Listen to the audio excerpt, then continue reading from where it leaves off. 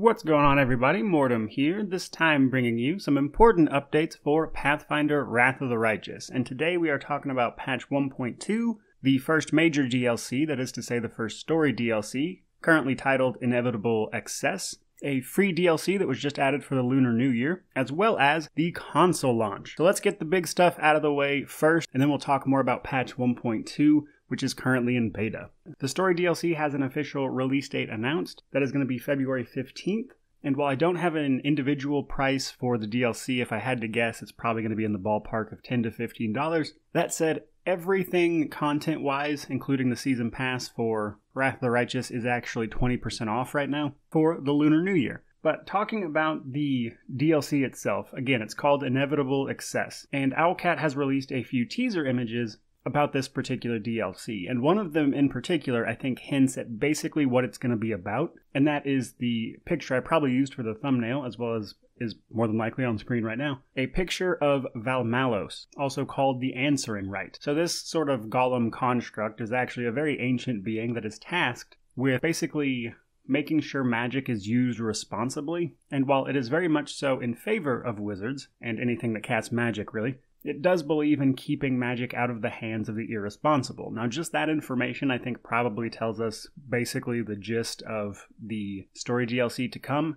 because if you're unaware, a great deal of the Wrath of the Righteous story centers around you gaining power in what could only be described as quite probably an irresponsible manner. So I imagine we're going to come into some sort of conflict and have to prove ourselves to Valmalos. That's a bit of speculation on my part.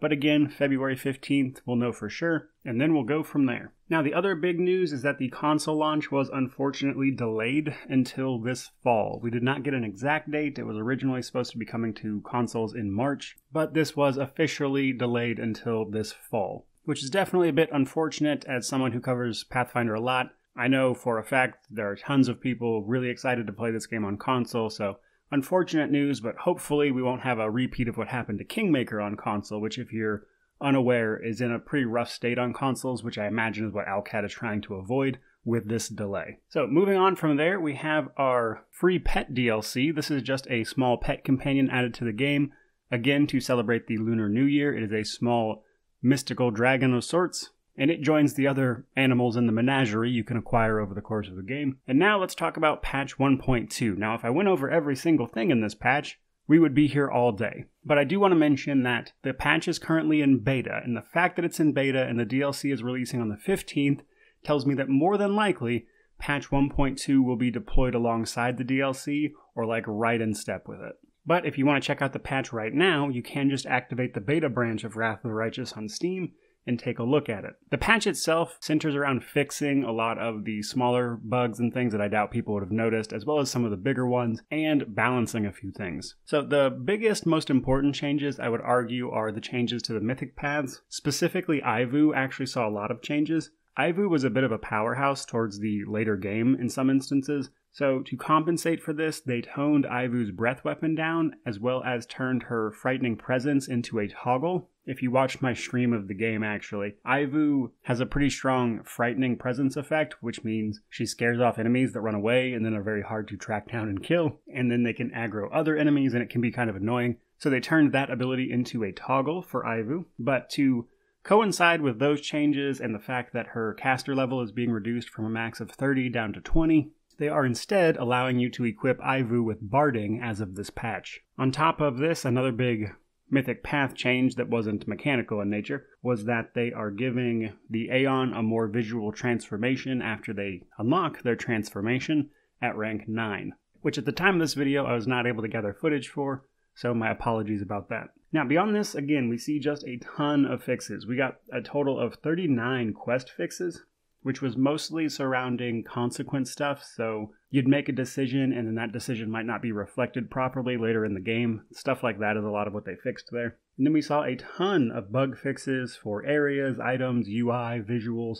I would say most of this patch is aimed at just fixing tiny little problems. I would guess escaped most people's notice. But in addition to this, we also got some added music and sound effects and fixing some broken sound files that played along certain things, etc. The Crusade mode actually got a bit of a balance pass, making a lot more of the units either more effective or slightly less effective depending on how ridiculous they were. But I would say by and large, the balance changes to the Crusade mostly just make more units viable, as a lot of them were basically useless late game. And then naturally we saw a bunch of updates to class mechanics, including some of the mythic paths. I would say the paths that got the biggest changes were Aeon, Demon, Azada, and the Swarm That Walks. Swarm That Walks actually starts getting its clones right when you transform into a Swarm That Walks, which will make that a bit easier to play, frankly.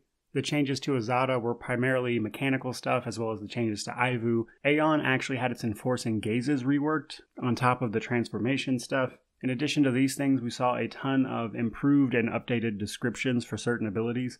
These were primarily targeted towards abilities that were used within other abilities, such as various Blood Rages activating certain abilities. On the UI, when you clicked the Blood Rage and the ability you wanted to activate when you enter Blood Rage, some of those extra effects didn't have descriptions, and stuff like that was added to make it more readable while you're playing that class, that type of stuff. But overall, while the changes I would honestly say will mostly be unnoticed outside of a few pretty significant ones, these are changes that I, broadly speaking, think will vastly improve the game, especially for the people jumping in for the first time on the console launch when that comes to us.